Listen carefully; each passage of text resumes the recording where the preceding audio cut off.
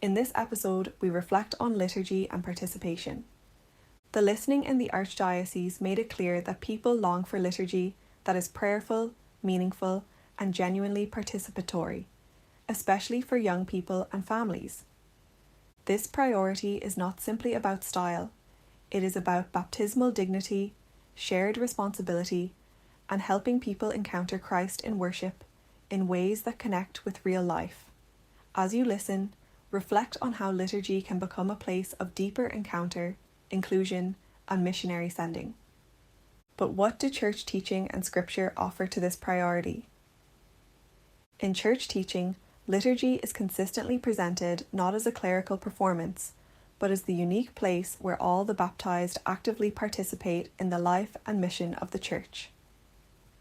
Participation flows from baptism, which incorporates the faithful into Christ and the people of God, calling them to full, conscious, and active participation in worship and discernment. This baptismal vision is reflected in the risen Christ's promise to be present wherever the community gathers in his name, Matthew 18:20, affirming the dignity and agency of all who take part.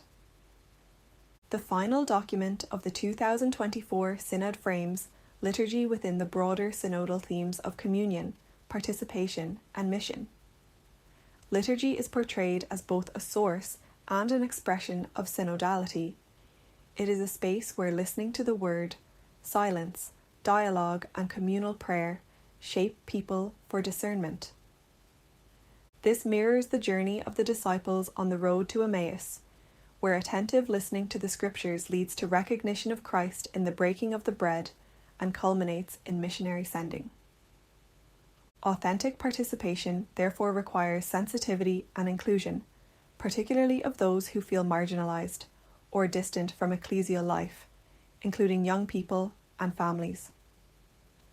The joy of the gospel upholds the Eucharist as the source and summit of Christian life and warns against liturgical formalism detached from lived faith.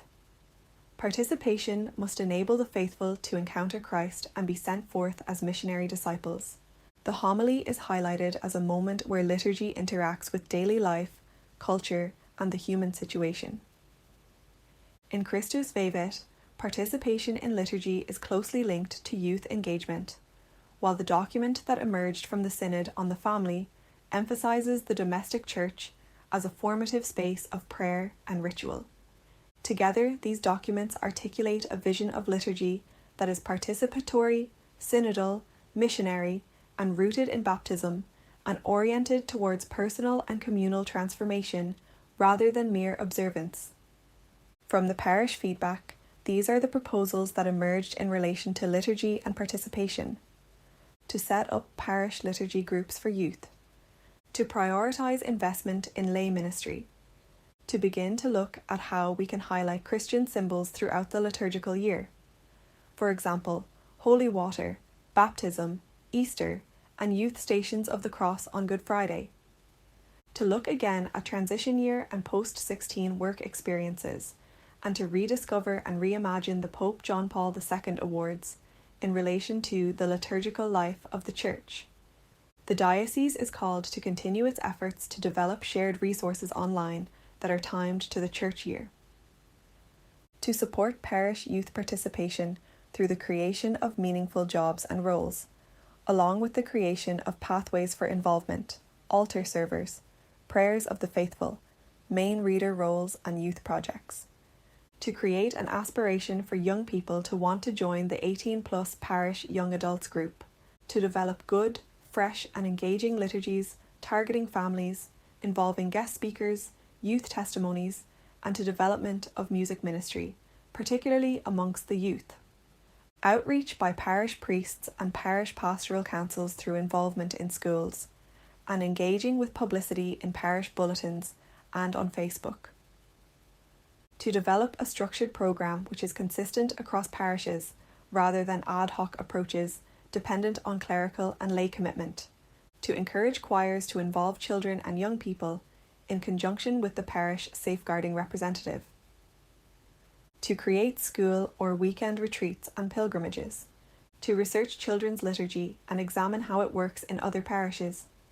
To use the example of the young saints, for example Carlo Acutis and what he said, to provide Sunday school and additional courses and training, to reach out to schools and boards of management and publish regularly in parish bulletins and weekly community news columns in the local newspaper. To provide the people of God with a richer appreciation of the liturgy, so as to encourage thoughtful, prayerful participation. To look at the potential of key moments such as First Holy Communion and Confirmation for bringing the parish together as a faith family. To enable youth to assist with the composition of new hymns and engage young people from schools in music ministry. The following proposals also emerged from schools. To place a greater emphasis on youth masses in parishes. Every parish should begin with one youth mass each month. To employ paid parish members or chaplains to actively work with youth and who would help utilise their gifts. For example, singing talents to technical abilities. To provide opportunities for liturgies in schools during the week, allowing for more integration between young people and the wider community. Young people do not want to have to choose between mass and sport or weekend work. To tap into the GAA for youth masses. To identify and train parish representatives to come to schools and promote youth engagement in liturgy. To provide longer altar server vestments and encourage teenagers to continue serving until university age. To encourage a more visible role for females in the church. To prioritise more engaging homilies and specific activities geared towards children during Mass.